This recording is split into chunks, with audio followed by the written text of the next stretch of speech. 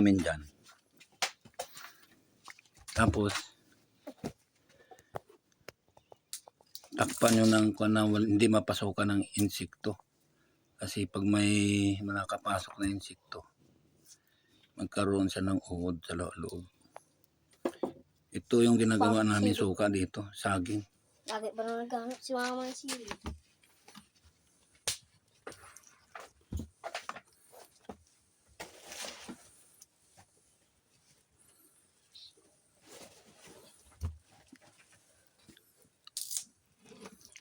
Ayan.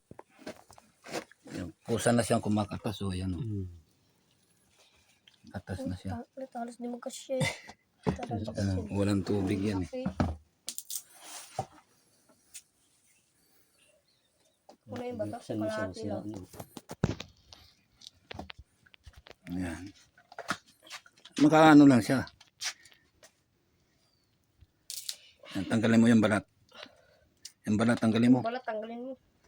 Yan. Balatan. Eh. Tulak mo. Oo. Tapos yan, gano'n mo yan. Pasok mo din yan. Yan. Madali pa nga yan magsuka eh. Basta ganyan na.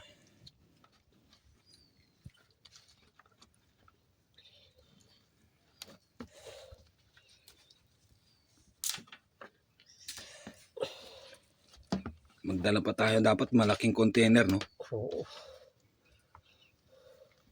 Itong magtatanggal, ang dami sa akin. Balatan mo. Nasama yung balat eh.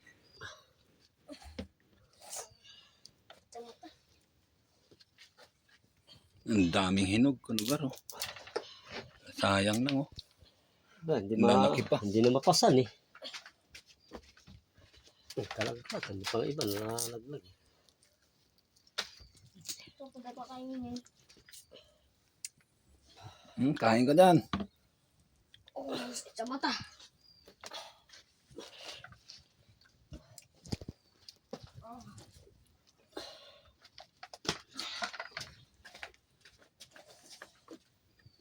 Puno kung ano ah.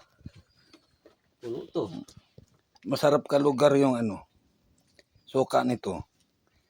Maasim siya na medyo matamis. Ito yung ginagamit kong ano eh. Suka sa bahay sa paksiw. Ano siya? Organic na organic. Di ba, Gar? Walang halong chemical eh. Kamay lang nakahalo. Kamay lang talaga ano dito eh. Hindi ano ng kamay. Hindi papasok eh.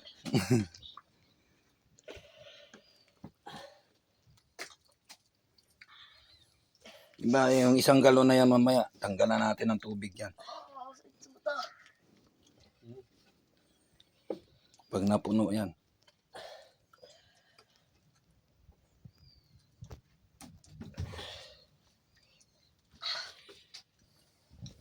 Ito yung nakuha na namin, oh. Dagdagan pa namin ito mamaya.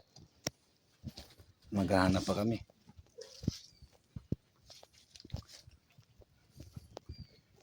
Tingnan mo paligid namin, oh. Green na green yung ano. Pinya kaya, maganda kayong gawin suka. Oo, ginagawa suka yan.